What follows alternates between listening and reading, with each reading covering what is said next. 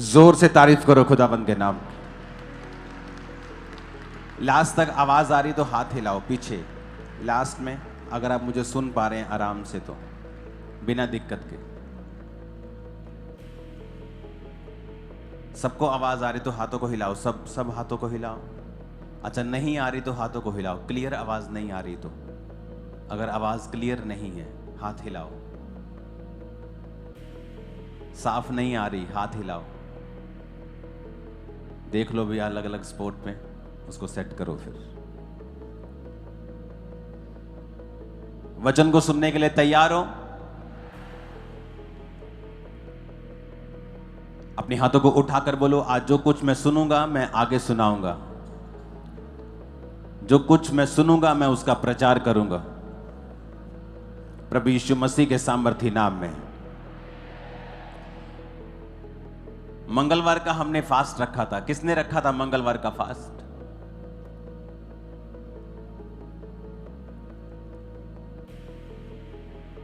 जब Easter week था तो कुछ इंपॉर्टेंट काम भी थे चर्च में, तो बहुत से जो मेरे दोस्त थे वो बाहर से आए हुए थे और मैं उनसे बात कर रहा था कि परमेश्वर ने मुझसे कहा है, पिछले हफ्ते की बात है ये, कि मुझे फौजियों के लिए प्रार्थना करनी है और मुझे उन्हें चर्च में बुलाकर प्रार्थना करनी है। तो पिछले संडे जब मैं अनाउंस करने वाला था, मैंने कहा मंगलवार का मैं फास्टिंग अनाउंस करता हूं, उसके बाद मैं ये चीज को अनाउंस करूंगा। और मंगलवार को आपको कहा था कि हमें शुक्रगुजारी की फास्टिंग करनी है और प्रभु के सामने ही रहना है। और मंगलवार को हम जानते हैं कि देश में क्या हुआ। इमेजिन करो हम आप लोग सब लोग हम प्रेयर में थे, नहीं तो वहां पे पता नहीं और भी लोगों की जान जा सकती थी। लाख वहां पे सैकड़ों लोग थे। एक चीज मैं आपको शुरू से बताता आया हूं कि ये साल फाइनेंशियल डिप्रेशन का होगा। और पिछले हफ्ते में मेरा एक स्पिरिचुअल सन मुझसे पूछ रहा था कि मुझे स्टॉक मार्केट में जाना चाहिए। मैंने कहा इस साल ये ऊपर नीचे ही होता रहेगा, क्योंकि घटनाएं ऐसी होती रहेंगी। और उसके बाद फिर ये वाली घटना हो गई जो आतंकवादियों वाली। जब परमेश्वर ने हमें पहले से बता दिया पिछले साल ही कि फाइनेंशियल चीजें खराब होंगी, और आप प्रार्थना में हो, मैं प्रार्थना में हूं,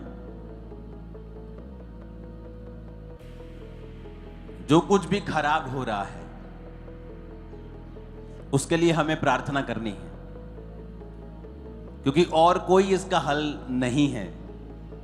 शारीरिक हल बहुत से होंगे, लेकिन अगर आत्मा में हमें देखना है और चीज को स्टॉप करना है, आपको और मुझे प्रार्थना करनी होगी। मैंने कहा था कुछ चीजें जब आप प्रार्थना करते हैं तो वो चीजें खत्म नहीं हो सकती, वो चीजें कैंसल नहीं हो सकती, कुछ इंसिडेंट कैंसल नहीं हो सकते। हां, नुकसान कम हो सकता है या आप बच सकते हैं।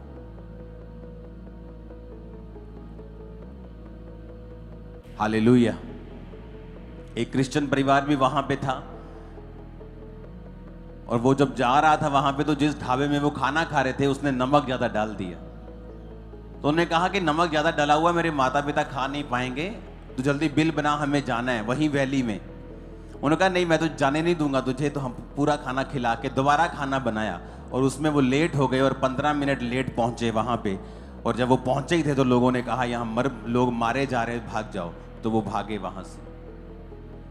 तो इस तरह की कितनी घटनाएं आपको मिलती हैं, और आपको ये चीजें इनकरेज करती हैं कि प्रार्थना करते रहिए, ताकि जो शैतान करना चाहता है वो ना हो या कम से कम हो। कितने मेरी बात को समझ रहे हैं? हालेलुया। आपको प्रार्थना करनी होगी मीडिया के लिए कि प्रभु उन्हें बुद्धि दे और समझ दे। प्रार्थना करनी होगी देशों के लिए, प्रार्थना करनी होगी सरकारों के लिए, प्रार्थना करनी होगी फौजियों के लिए, क्योंकि वचन ये कहता है कि आप लोग जो क्रिश्चियन हैं वो मध्यस्थता में हैं, कि आप लोगों को मध्यस्थता करनी है, आपको लोगों को समस्याएं देखनी है और उसके अनुसार आपको प्रार्थनाएं करनी है परमेश्वर के सामने। क्योंकि जब आप प्रेयर करेंगे परमेश्वर बदलेगा माहौल को। मैं आपको बता रहा हूं, वो अपने मन को चेंज करेगा, माहौल को बदलेगा। मत्ती 8 उसकी 28 से 34 आयत में लिखा है, जब वह उस पार गदनेरियों के देश में पहुंचा तो दो मनुष्य जिनमें दुष्ट आत्माएं थीं कब्रों से निकलते हुए उसे मिले, और वो इतने प्रचंड थे कि कोई उस मार्ग से नहीं जा सकता था। उन्होंने चिल्लाकर कहा, हे प्रभु के पुत्र, परमेश्वर के पुत्र, हमारा तुझसे क्या काम, क्या तू समय से पहले हमें दुख देने आया है? उनसे कुछ दूर बहुत से सूरों का एक झुंड चल रहा था। दुष्ट आत्मा ने उससे विनती की, यदि तू हमें निकालता है तो सूरों के झुंड में भेज दे। अब यहां पर यह हमने बहुत बार वचन बहुत बार पढ़ा है, लेकिन अब जिस बात की मैं जिक्र करना चाहता हूं वो है कि जब वो गदनेरियों के देश में यीशु मसीह पहुंचे तो लिखा दो मनुष्य उन्हें वहां से मिले। वो इतने प्रचंड थे, यानी वो इतने अग्रेसिव थे वो दोनों। वचन में लिखा है कि उनको संगलों से, लोहे के संगलों से बांधा जाता था, वो संगल तोड़ देते थे, अपने आप को पत्थरों से घायल करते थे। वो इलाका उन्होंने पूरा आतंक से भरा हुआ था, कोई उस मार्ग से जा नहीं सकता था, चाहे वो मार्ग शॉर्टकट क्यों ना हो, चाहे वो व्यापारियों का मार्ग क्यों ना हो। कि अगर मुझे किराए पे एक ऑटो को फगवाड़ा भेजना है तो मुझे 700 रुपया किराया लगता है, लेकिन अगर रास्ता बंद कर दिया, जब मुझे घूम के जाना पड़े तो वही किराया फिर 1700 लगता है। तो जब शैतान आपकी लाइफ में या किसी की लाइफ में काम करता है तो वो सिर्फ उस व्यक्ति को नुकसान नहीं करता, उसके साथ साथ उस इलाके को भी नुकसान करता है, उन लोगों को भी नुकसान करता है। जब शैतान एक व्यक्ति की लाइफ में काम करता है, वो सिर्फ उसी की लाइफ में काम नहीं कर रहा, उसके परिवार की जाके हालत देखो क्या है, उसके रिश्तेदारों की भी हालत देखो, परिवार की हालत देखो, पत्नी की हालत देखो, पति की हालत देखो। आप देखो जिसकी लाइफ में शैतान काम कर रहा है, सिर्फ उसी की लाइफ में नुकसान नहीं हो रहा, उसके परिवार की लाइफ में भी फाइनेंशियल नुकसान हो रहा है, शांति का नुकसान हो रहा है। और इसीलिए जब एक व्यक्ति चर्च में आता है और छुटकारा ग्रहण करता है, सबसे ज्यादा विरोध उसी व्यक्ति का या चर्च का होता है, क्योंकि शैतान को कभी भी छुटकारा पसंद नहीं है। क्योंकि शैतान ये बात जानता है कि ये छुटकारा सिर्फ इस व्यक्ति का नहीं होगा, ये छुटकारा इसकी फाइनेंशियल लाइफ का भी होगा। एक व्यक्ति अगर शराब पीता है तो कितने लाख रुपया, कितने हजारों रुपया वो एक साल में खराब करता है। अपनी फैमिली के साथ वो घूमने नहीं जाता क्योंकि हर समय उसके दिमाग में शराब है। शाम को वो अपने बच्चों के साथ नहीं बैठ पाता क्योंकि जैसे ही शाम का वो शाम होती है उसके दिमाग में शराब घूमती है।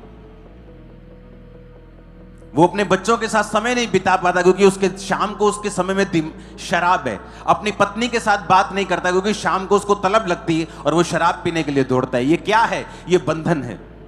और वचन में लिखा हुआ है कि जब परमेश्वर वहां छुड़ाने के लिए गए तो शैतान कहता तो समय से पहले मुझे दुख देने के लिए क्यों आया है? क्योंकि एक परिवार में अगर एक व्यक्ति भी शैतान के झांसे में है, बंधन में है, तो वो पूरे परिवार का भी उसमें नुकसान होता है। फाइनेंशियल नुकसान, इमोशनल नुकसान, सोशल नुकसान। ऐसे बहुत से परिवार हैं जहां पर रिश्ते नहीं हो पाते क्योंकि उनकी फैमिली का एक मेंबर शराबी है। आपको समझ आ रही मेरी बात ही कि नहीं? और जब इसीलिए जब चर्च में लोग आते हैं, जब चर्च में आप बोलते हो कि मैं चर्च में जा रहा हूं, सबसे ज्यादा विरोध चर्च का होता है। जबकि ये बात लाखों बार बताई गई और प्रूवन है कि बाइबल में एक भी बार ईसाई धर्म के नाम का जिक्र तक नहीं है। प्रभु यीशु मसीह धर्म बदलने नहीं, वो जीवन बदलने के लिए आए। अगर उन्होंने कहा होता कि हां धर्म बदलो, तो हमें फिर कहने में क्या प्रॉब्लम है? हम भी बाइबल पकड़ के कहते हैं कि हां सब यीशु मसीह ने कहा है धर्म बदल लो, तो हमें फिर क्या दिक्कत है? इसके लिए कोई परसिक्यूशन और भी फेस करना पड़ता तो हम करते, फिर क्या डर है किसी का? लेकिन शैतान इसीलिए विरोध करता है क्योंकि वो जानता है कि जब एक व्यक्ति चर्च में जाएगा और प्रभु उसे छुटकारा देगा तो वो ही नहीं छूटेगा, उसकी फाइनेंशियल लाइफ भी छूटेगी, उसका परिवार भी छूटेगा, उसके बच्चे भी छूटेंगे, उसका भाई भी छूटेगा, उसकी बहन भी छूटेगी, जहां वो रहता है वो मोहल्ला भी छूटेगा। उसे मालूम है। इसलिए जब आप शराब खाने में जाएंगे कोई आपका विरोध नहीं करेगा। आपकी फैमिली एक दो बार बोलेगी बेटा शराब मत पिया कर, एक दो बार बाप मार देगा, एक बार बड़ा भाई कुछ कह देगा। वैश्याओं के पास जाओगे तो आप कूल लगते हैं आजकल कि मेरा बेटा तो बड़ा जी फनी है जी, मेरा बेटा तो बड़ा जी ये तो बड़ा मस्खरी खोर है जी। वो नशा करता है तो कोई प्रॉब्लम नहीं है, वैश्याओं के पास लोग जाते हैं, कोई प्रॉब्लम नहीं है। लेकिन चर्च में ही ऐसा क्या है? आप कहीं और चले जाएं, लोगों को प्रॉब्लम नहीं, लेकिन चर्च जाने में ही प्रॉब्लम क्यों है? क्योंकि शैतान को मालूम है कि उसको दुख देने के लिए सिर्फ प्रभु यीशु मसीह दे सकते हैं, उसको निकाल सिर्फ प्रभु यीशु मसीह सकते हैं, छुटकारा सिर्फ प्रभु यीशु मसीह, उसको मालूम है ये बात। वचन कहता है कोई उस मार्ग से नहीं जा सकता था, उस रास्ते से कोई नहीं जा सकता था। व्यापारी उस रास्ते से नहीं जा सकते थे, लोग उस रास्ते से नहीं जा सकते थे।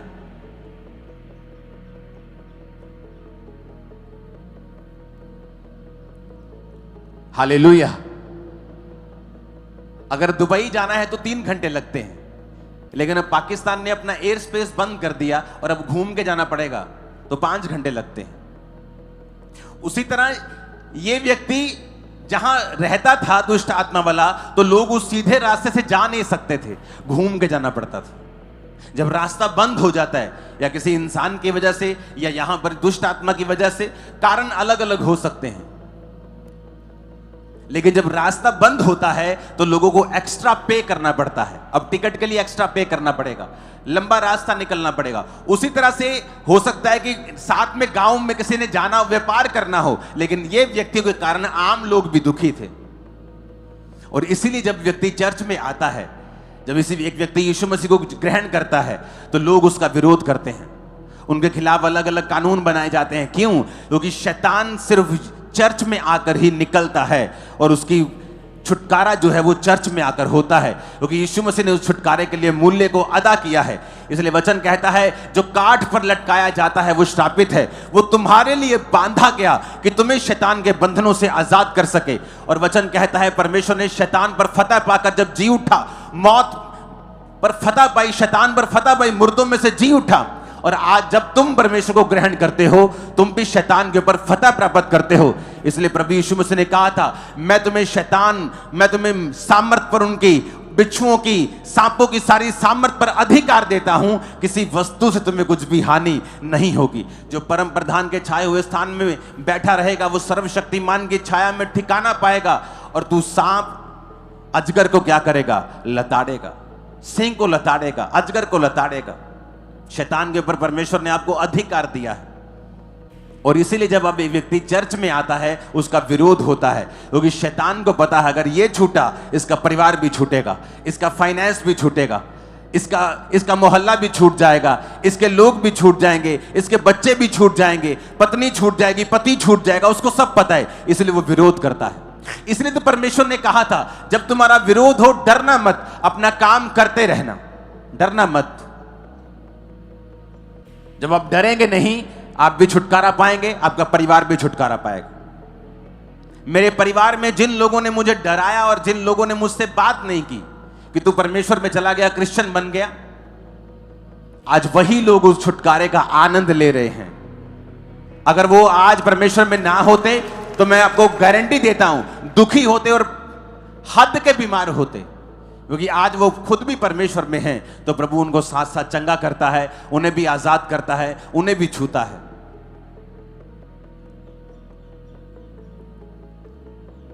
इन छुटकारों के हफ्तों में मेरा विश्वास है कि परमेश्वर आपके परिवारों को छुड़ाएगा, वो आपके फाइनेंस को भी छुड़ाएगा। इस डिलीवरेंस वीक्स में जो कुछ भी आपका बंधा हुआ है, यीशु मसीह नासरी के नाम में वो छूटेगा। आमीन। ऊंचाई और आशीष आपकी होगी। हालेलुया।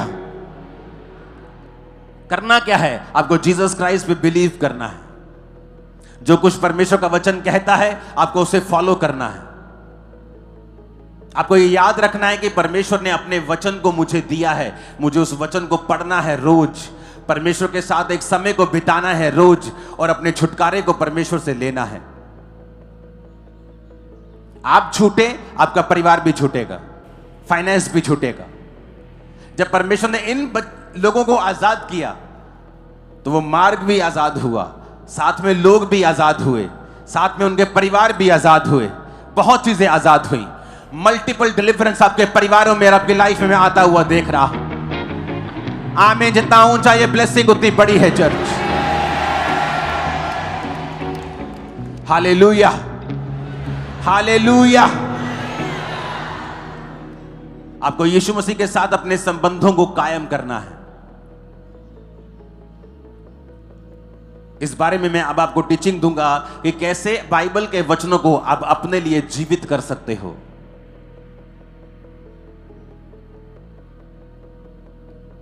आप अपने लिए उन्हें जीवित कर सकते हो। परमेश्वर ने वचन में लिखा है कि उसके कोड़े खाने से तुम चंगे हो चुके हो, लेकिन फिर भी क्रिश्चियन लोग बीमार रहते हैं, हां या ना? बाइबल में लिखा है, इसका मतलब यह नहीं है कि आप बीमार नहीं होंगे अगर उसने कोड़े खाए हैं तो। लेकिन वचन में यह लिखा है कि तुम्हें विश्वास करना होगा, उस वचन को मुझे पर्सनलाइज करना होगा, अपना बनाना होगा, उस वचन के साथ मुझे प्रार्थना करनी होगी, उसे इंडिविजुअल लेना होगा, व्यक्तिगत रूप के ऊपर लेना होगा, तो परमेश्वर मुझे छुटकारा देगा। कितने लोग हैं जिनके बच्चे नशा करते हैं? आपने कौन से वचन के साथ कब प्रार्थना की है कि परमेश्वर आपके बच्चों को छुटकारा दे? किस वचन के साथ आपने प्रभु से फाइट की है? क्योंकि जब मैं डिप्रेशन में था और जब मैं परमेश्वर में आने के बाद और ज्यादा बीमार हो गया था, आपको यह बात शायद मालूम नहीं, बहुत कम लोगों को। 2004 में मैं प्रभु में आया और 5 में जिस कारण मैं परमेश्वर में आया था, मेरी हालत उससे भी ज्यादा खराब हो गई थी। लेकिन एक बात मैं समझ चुका था कि प्रभु यीशु मसीह जीवित परमेश्वर है। यह बात मुझे समझ आ गई थी क्योंकि मेरे सामने बीमार लोग आए और मेरे सामने वो हील हुए। ये भी नहीं कि बहुत भीड़ थी कि 80,000 लोग बैठे हैं, मालूम नहीं कि हील हुआ कि इनका बंदा है कि मेरा बंदा है। 30-35 लोग होते थे, सबके बारे में मालूम होता था कि ये जेन्युइन है, ये सब कुछ सही है। तो एक बात मेरे को पता चल गई थी कि परमेश्वर जीवित है। अगर मेरा हल हो सकता है तो प्रभु ही कर सकते हैं। लेकिन प्रार्थना मेरी कम थी, 15-20 मिनट की प्रार्थना मैं करता था, कभी एक बार कर ली, दिन में 2 बार कर ली। और एक वचन मेरे सामने आया था कि हे मेरे प्रिय भाइयों, हियाव बांधो, दृढ़ रहो, क्योंकि तुम जानते हो मसीह में की गई मेहनत व्यर्थ नहीं है। प्रभु के काम में बढ़ते जाओ, क्योंकि तुम जानते हो मसीह में की गई मेहनत व्यर्थ नहीं है। मुझे ऐसा लगा परमेश्वर ने मुझसे बात की है कि अगर मैं मेहनत करूंगा, अगर मैं प्रार्थना करूंगा तो मेरी व्यर्थ नहीं जाएगी।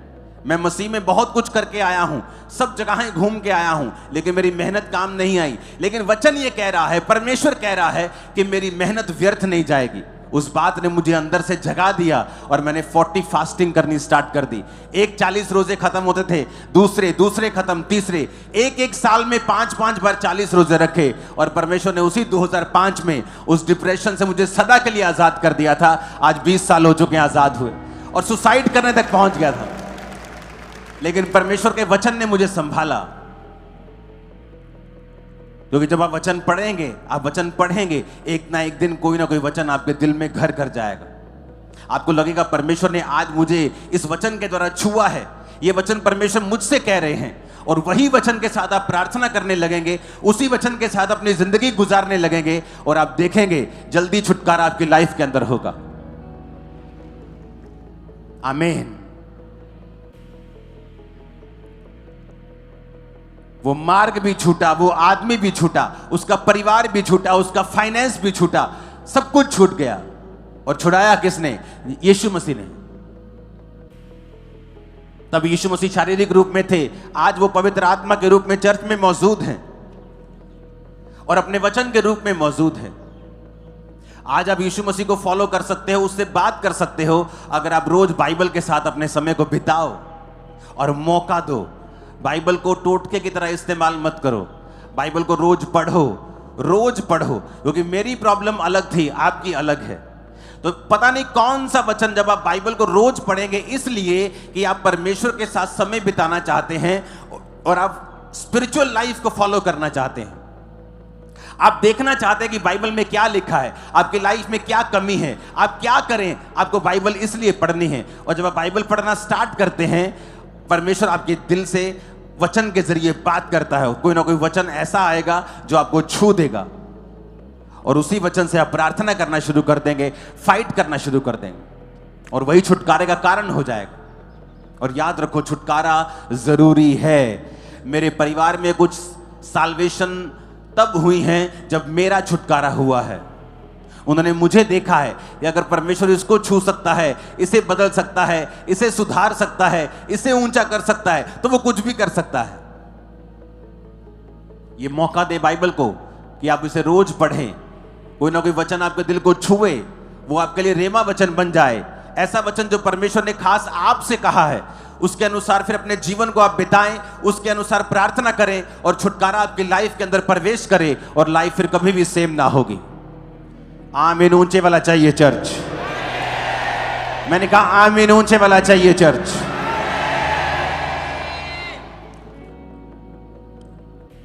अपने पड़ोसी को बोलो, क्या तू छुटकारे के लिए तैयार है? क्योंकि छुटकारा जरूरी है। तो रोज बाइबल को पढ़, प्रार्थना कर और यीशु मसीह को फॉलो कर, और तू और तेरा घराना छुटकारे को पाएंगे। आमीन आमीन। ऊंचा 7 बार बोलो आमीन।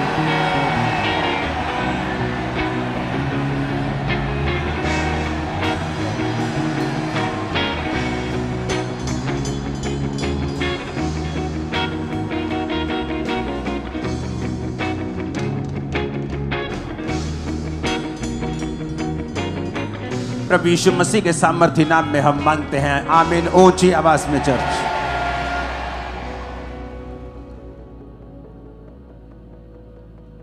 अपने घरों में अपने बच्चों को बाइबल पढ़ने की आदत डालें, वर्शिप करने की आदत डालें। परमेश्वर कहां रहता है? क्या लिखा है बाइबल में? कुछ लोग कहते हैं परमेश्वर स्वर्ग में रहता है। वचन कहता है स्वर्ग उसका क्या है? सिंहासन है, उसका ऑफिस है। वो आदमी अपने ऑफिस में नहीं रहता, वो घर आता है। और लिखा पृथ्वी उसके पैरों की क्या है? चौकी है। तो जो पैरों की चौकी है उसमें वो रह कैसे सकता है? जो उसका ऑफिस है उसमें वो रह कैसे सकता है? वचन कहता है परमेश्वर स्तुतियों के बीच में क्या है? विराजमान। आप जानते हैं क्यों क्रिश्चियन लोग आज कंफ्यूज रहते हैं? क्यों ऐसी स्टेट में रहते हैं जहां उनको यह नहीं मालूम कि मुझे अपनी लाइफ में क्या करना है? जल्दी निराश हो जाते हैं, डिस्करेज हो जाते हैं, ठंडे हो जाते हैं। क्यों? क्योंकि उन्हें यह मालूम नहीं कि मुझे क्या करना है। ना तो उनको अगुवाई मिलती है। अगुवाई क्यों नहीं मिलती? क्योंकि आपने अपने आप को बहुत से इस दुनिया के अफेयर्स में घुमाया हुआ और छुपाया हुआ है। जब भी आप देखेंगे आपकी लाइफ में छुटकारा आएगा ना, आपके अंदर से आएगा। आप संतरे के पेड़ को जितना मर्जी बाहर से जोर लगाओ, बाहर से आप संतरा लगा नहीं सकते, क्योंकि निकलेगा वो उसके अंदर से ही। उसी तरह से जो चेंज होगा, छुटकारा होगा, सबसे पहले आपके अंदर से शुरुआत होगी उसकी। लेकिन आज अगर एक क्रिश्चियन निराश क्यों है या वो कंफ्यूज क्यों है? क्योंकि उसे मालूम नहीं कि मुझे अपनी लाइफ में नेक्स्ट स्टेप कैसे लेना है। अब नेक्स्ट स्टेप क्या लेना है? मुझे कौन सी पढ़ाई करनी है, कौन सा बिजनेस करना है, कौन सा स्टेप लेना है, कब लेना है, ये मालूम क्यों नहीं? क्योंकि उनको ये नहीं पता कि परमेश्वर मुझसे चाहता क्या है। पता क्यों नहीं? क्योंकि परमेश्वर के साथ वैसा कनेक्शन नहीं है आपका। आप हैं उसके बेटे और बेटियां, आप स्वर्ग में भी चले जाएंगे, लेकिन धरती के ऊपर सक्सेसफुल होने के लिए आपको रोज परमेश्वर के साथ सहभागिता रखनी पड़ती है। आप जानते हैं जब आप वर्शिप करते हैं, लोगों को लगता है, आप भी आज भी अगर चर्च में देखो, मैं सालों से कह रहा हूं, आज भी अगर आप चर्च में देखोगे तो 40% लोग वर्शिप के बाद आए होंगे चर्च में आज भी। क्योंकि लोगों को नहीं मालूम वर्शिप करने का महत्व क्या है, या वर्शिप उन्हें लगता है चर्च में फिर पहले गीत चलेंगे, उसके बाद प्रचार होगा। हम प्रचार के समय जाते हैं, उन्हें लगता है बहुत कूल चीज है कि प्रचार के समय जाएंगे। वर्शिप करने में, जब आप वर्शिप करते हैं, वो स्तुतियों में विराजमान है। जब आप उसकी स्तुति करने लगते हैं, उसकी प्रेजेंस आप पे उतरती है और तब परमेश्वर का आत्मा आपसे बात करता है। पता है आपको, या आपकी वो ग्राउंड तैयार कर देता है। अगर उसने कुछ बीज डालना हो, किसान अगर बीज डालता है तो पहले जमीन को तैयार करता है। सीधा बीज नहीं जाके डालता, पानी नहीं लगाता, पहले वो जमीन तैयार करता है। कई बार जब आप स्तुति कर रहे होते हैं, आपकी जमीन तैयार होती है। कई बार आप स्तुति कर रहे होते हैं, अगर जमीन तैयार है तो परमेश्वर आपसे बात करता है। कई बार वर्शिप में मैंने देखा है प्रभु ने मुझसे बात की है। लेकिन लोगों को वर्शिप का मतलब नहीं पता। उन्हें लगता है कि चर्च में जाएंगे, इतना लंबा यार चर्च की मीटिंग है, हम ऐसा करेंगे, हम टेस्टिमनीज के बाद जाएंगे। कुछ लोग बोलते हैं टेस्टिमनी के टाइम जाएंगे, वर्शिप के बाद जाएंगे। और चर्च के 40% लोग वर्शिप के बाद एंटर करते हैं चर्च में आज भी। चाहे गिनती बड़ी हो गई है, अब हजारों एंटर कर जाते हैं, वो बात अलग है, लेकिन अभी भी वो सिस्टम बना हुआ है सालों से कि वर्शिप करने का जो इंपॉर्टेंस है लोगों को पता नहीं। वो कहता है मैं स्तुतियों में क्या हूं, विराजमान। परमेश्वर स्तुतियों के बीच में विराजमान है। जब आप स्तुति करते हैं, प्रभु की उपस्थिति आपकी लाइफ में आती है, वो आपसे बात करती है, आपको छुड़ाती है, कंफ्यूजन खत्म होती है, वो धीरे धीरे आपको गाइड करने लगता है। आपको कई बार, मैं ये किस तरह से आपको समझाऊं, आपको प्रैक्टिस करनी पड़ती है। किस चीज की? प्रभु के साथ रहने की। हमेशा क्या वर्शिप कर रहे हैं तब परमेश्वर की उपस्थिति को आप महसूस करते हैं। आप फिर बाइबल पढ़ते हैं, आप फिर प्रार्थना करते हैं, आप जाते जाते भी गैर भाषा में प्रार्थना करते हैं। आप प्रभु को लगातार इनवाइट कर रहे होते हैं और लगातार कॉन्शियस होते हैं कि परमेश्वर मेरे संग है, परमेश्वर मेरे संग है। तब शुरुआत होती है। एक दिन वो छोटी सी बात करेगा और आपकी 10 पुश्तें चेंज हो जाएंगी। मैं आपको बता रहा हूं, स्मॉल बात। इस सेवकाई में आने से पहले, इस जगह में आने से पहले 7 साल में मैंने 8 जगहें बदली हैं चर्च की। जो जगह लेते थे भर जाती थी। अब क्या करें, अगली जगह। अब जगह भर गई और पैसा नहीं था चर्च के पास कि अपनी जगह ले, तो रेंट पे होती थी। कभी कोई यूज करने के लिए देता था, कभी मेरा कोई पर्सनल छोटा सा प्लॉट था वो यूज किया, वो छोटा सा भरा।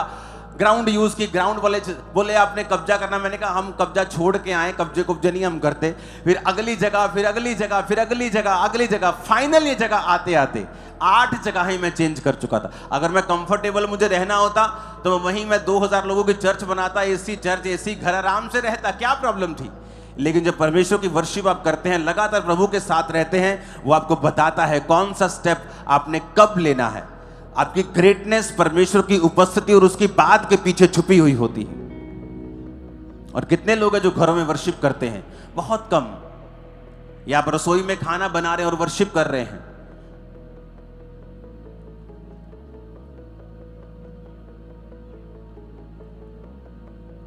जब बाइबल के सामने हम जाते हैं, ऐसा लगता है कि पूरा फेस कालक से भरा हुआ है, क्योंकि वचन कहता है कि जो परमेश्वर का वचन है ना, वो मिरर है, वो आईना है। वो आईना दिखाता है कि तुम कहां स्टैंड करते हो।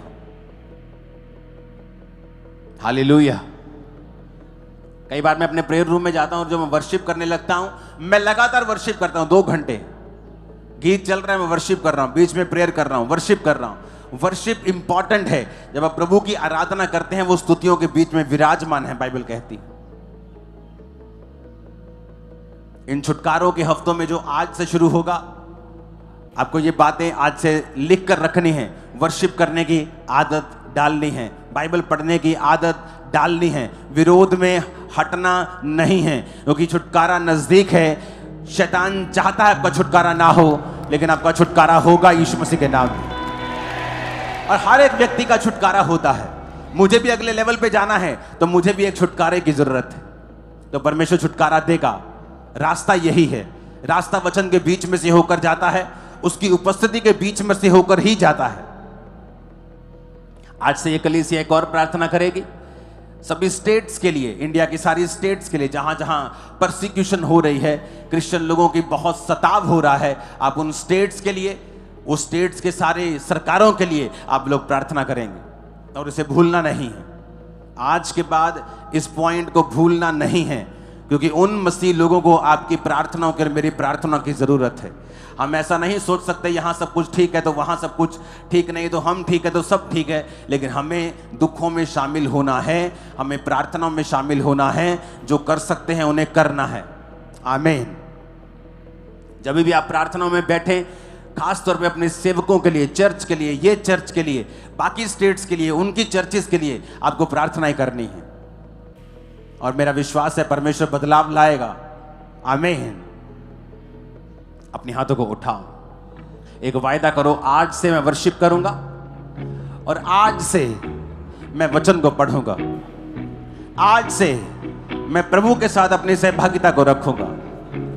उठ जाओ सब जन, अपने हाथों को उठाओ और कहो खुदा से कि वो आपको माफ करे, वर्शिप का आत्मा आपको दे, वचन पढ़ने की स्पिरिट आपको दे। परमेश्वर के साथ सहभागिता करने वाला मन दे।